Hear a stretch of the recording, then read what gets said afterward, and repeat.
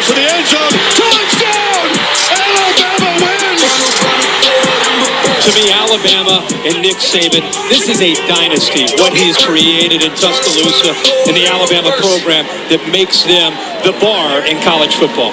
What's up, everybody? It's your boy Kangaroo Black coming back once again to continue with the CBS Sports rankings.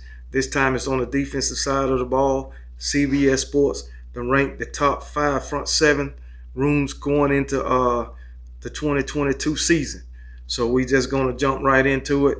And if y'all disagree with something that's on this list or a team on this list, let me know. Or if you think your team or another team should be on the list, let me know. But at number 1, they got the Clemson Tigers. Why? I don't know. But according to CBS Sports, the 2022 Clemson Tigers defense is going to be one of the best defenses on the Dabo Swinney personnel-wise. They got Brian Breesy, who's going to anchor the middle of the line of scrimmage. They say when he healthy, he can be one of the top defensive linemen in the country. We'll see about that. Then they got Xavier Thomas and KJ Henry on the edges, which they say those two guys will make this defensive line devastating. I don't see it, but maybe they seeing something that I don't see. But anyway, then as far as the linebackers, they got Trenton Simpson, who had 64 tackles last season, 12 and a half tackles for loss. They saying the only question about basically this front 7 is will the success from Brent Venables carry on or continue with Wes Godwin, they new defense coordinator. But hey, that remains to be seen. But we'll be looking out for this Clemson defense in 2022, man. So maybe they can be. Maybe they will be one of the top defenses in the country.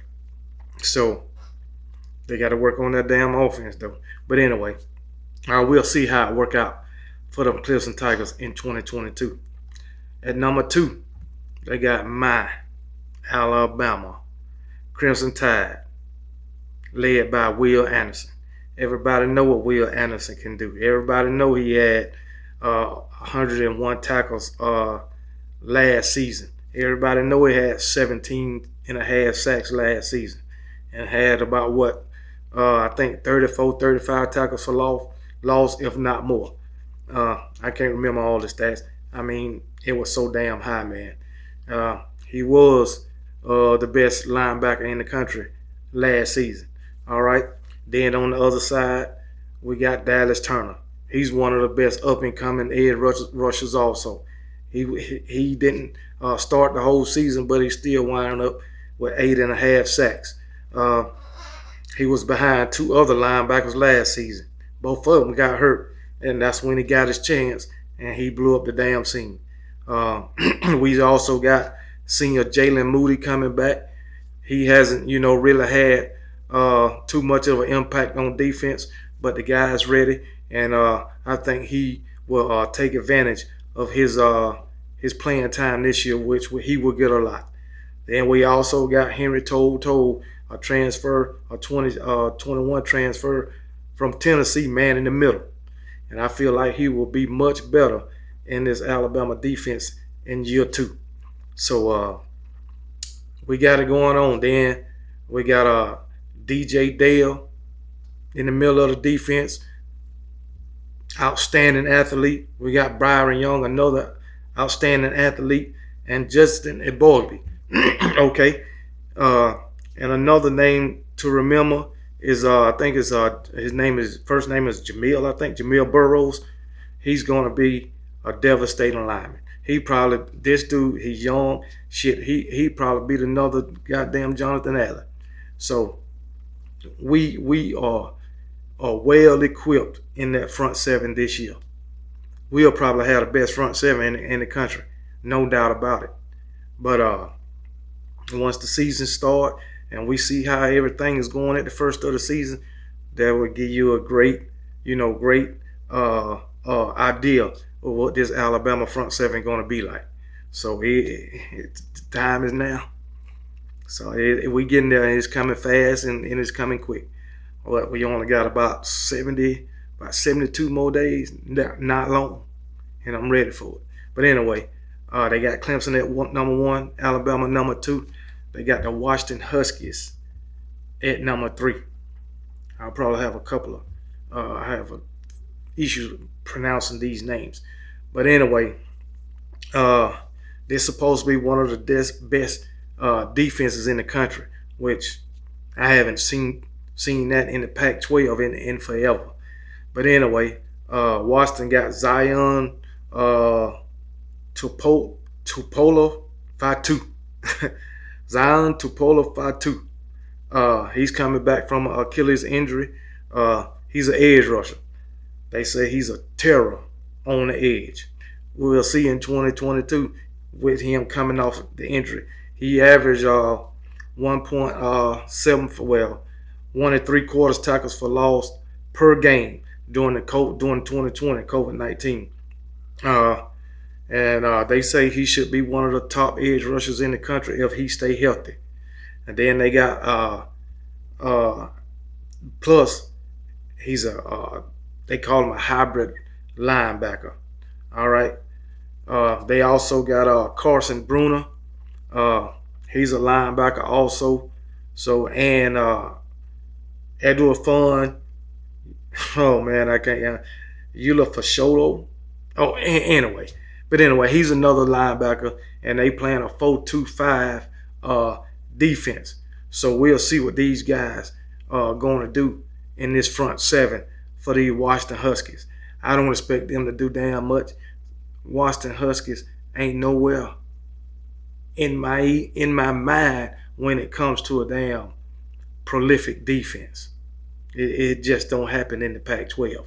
Maybe it's a prolific defense when it comes to the Pac-12, but when it comes to playing SEC teams, and I'm gonna even give it Big Ten teams, they ain't even in the damn ballpark. So, but they got Washington Huskies at number 3. All right, at number 4, they got Baylor. Baylor do have some pretty good defenses coming out the Big 12. They finished 7th in the nation last season. I mean, Coach Dave Aranda. He played a 2-deep defensive line. I don't know how that worked, but anyway, they finished 7th in the nation with 104 tackles for loss. The Baylor Bears. That's a lot of tackles for loss. That front 7. But anyway, with damn, what the hell? Anyway, Gabe Hall, T.J. Franklin, Braden Utley, and Sakiah Ika. Damn. But anyway, they manned the front 7 last season, and then they got a transfer Jackson player from Tulsa. So they say he got the ability to be on the NFL draft boards this season. I don't know. Never heard of Jackson player. But anyway, who watched Tulsa football? Anyway. They also got Dylan Doyle, who's coming back. He's a veteran. Matt Jones, he coming back. He had 52 tackles last season. And they got another transfer from LSU, Josh White. So we'll see how they do next season. But these 4 guys, Braden Utley, T.J. Franklin, Gabe Hall, and Sakiah Ika, that line, I think they're going to continue to, be in the backfield. Baylor Bears, they play some pretty good damn ball. So we'll see how it work out for them this season also. They won the, what they call it, the Big 12 last year. So beating Oklahoma. I know they beat Oklahoma, I think the last game of the season, I believe. But anyway, the Baylor Bears is number 4. Last but not least, you got the Oklahoma State Cowboys. They defensive coordinator left for Ohio State, and now they got Derek Mason. Derek Mason came from Auburn. He spent 1 year at Auburn under Brian Harsin, and he said he got to get the hell out of there. But anyway, they saying this Oklahoma State Cowboys defensive front shouldn't miss a beat. They got Colin Oliver, who finished third in the Big 12 last season with 10.5 sacks. Defensive tackle Brendan Edwards, he'll be man in the middle again. Then you got the end Tyler Lacey and Brock Martin, who's coming back. So they basically the whole front seven coming back. Linebacker coach, they lost Malcolm Rodriguez and Devin Harper, but them the only two guys they lost off the front seven. But they got a junior college transfer, Xavier Benson, and they also got Mason Cobb. So there it is. Oklahoma State. I don't know how they came up with this damn list, but like I say, maybe they know more than I do. But hey, it is what it is. But they got Clemson at number 1, Alabama at number 2, Washington Huskies at number 3, Baylor Bears at number 4, and the Oklahoma State Cowboys at number 5. Honorable mentions: Notre Dame, Georgia, Michigan, Pittsburgh, and Oregon. So I'm going to tell you like this. At number 3, okay, you got Clemson at number 1, Alabama at number 2. You can switch them around however you want to. But if you had those two at number 2, I will put Georgia at number 3. We already know that Kirby Smart keep some studs on defense. Keep them. And he keep them ready to play because every year he's rotating them in and out. So when one bunch leave, the next one is already ready. So I mean, I don't understand where you get to watch them damn Huskies at. So at number 3, no, I don't believe that. At number 4, I probably would put a Ohio State or Michigan, somebody like that.